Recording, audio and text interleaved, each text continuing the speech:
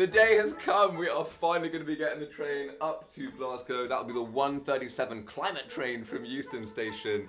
Let's go. Can you tell I'm excited?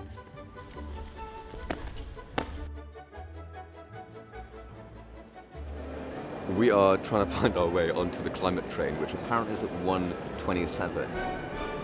We don't know any information because it's not on the departure board. We've spoken to the ticket people, they have never heard of it.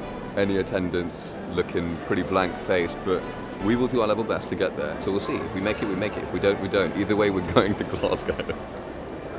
Okay, so we didn't make it on the actual climate train, but we've made it to somewhere better. This is the people's train, I've coined it just now as, and we're going to be doing what we do best. Walk all the way from the bottom to the top and speak to anyone that's willing to talk to us about what they want to see achieved at COP26.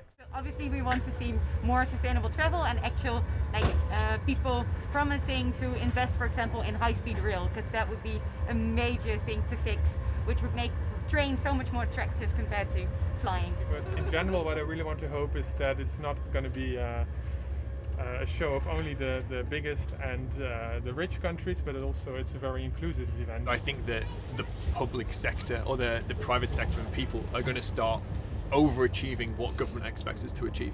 And I think the standard of protest is going to be there. I think that the UK has not seen a protest this big ever.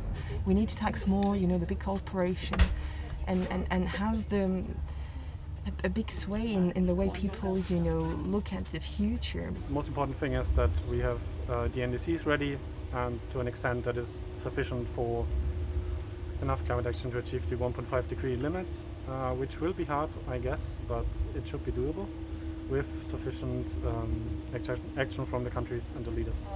I'd like to add that it's really important to include the global south more.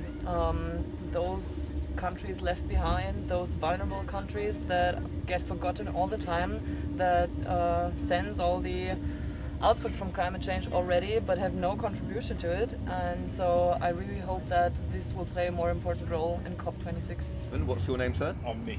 Nick, simple question, favourite mode of transport? Train. I normally live in Sweden, and there it's like Scandinavia gets seen as this amazing country for sustainability, but then when you look at, so with Earth Overshoot Day, Sweden has one of the earliest in the world. It's like the 4th of April, I think. So by the 4th of April, if everyone lived like a Swede, we've gone through a year's worth of resources.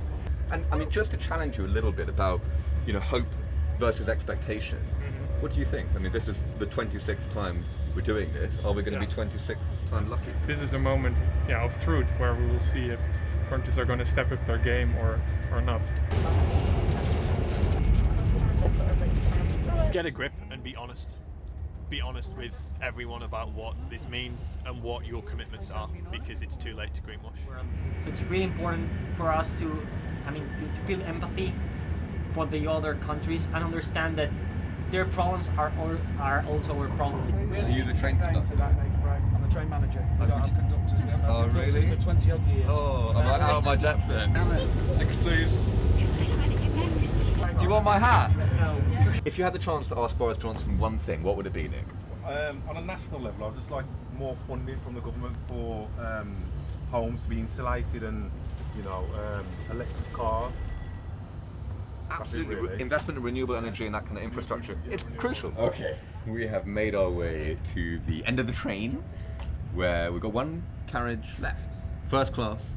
So we'll see what they have to say about COP26. What are we going to do? Let's find out. Actually just come off a long flight, so I'm probably not the best person to ask. Oh, really? Right now. Okay. Yeah, I think it's great with yourselves, like younger generation, showing a real genuine interest, because let's face it, it's you guys that are going to be leading the future.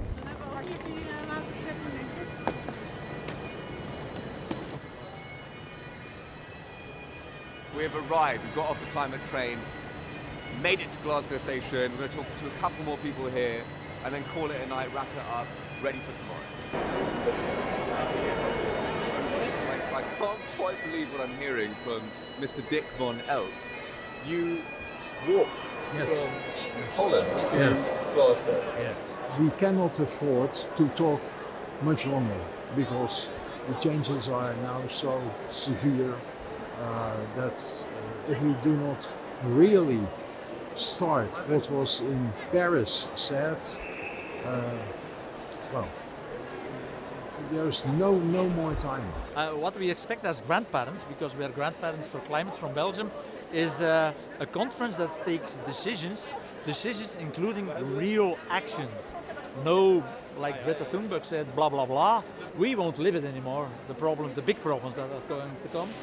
But my children, our grandchildren, your grandchildren, they will live it. Hi there, Alistair Tennant. I'm a piper with a Lomond and Clyde Pipe Band here in Glasgow. I piped to COP26 Green Train into Central Station. Thoroughly enjoyed it, lovely to see everyone, and welcome all to Scotland, and hope COP26 goes very well for you all. Wasn't the climate train wonderful? We learned so much. Erica spoke about more investment for sustainable travel. Wholeheartedly agree with that. Max talked about inclusivity for the Global South, another very important point. Even a self-styled wizard, I can't believe he walked all the way here. He talked about how we're running out of time, and that we are. Hopefully that message is heard here in Glasgow. While we are here, though, we're going to give you an incredible tour, a sustainable travel experience around the city that will be great people, great places, great food to visit. We're going to see what makes Glasgow great. I hope you can join us.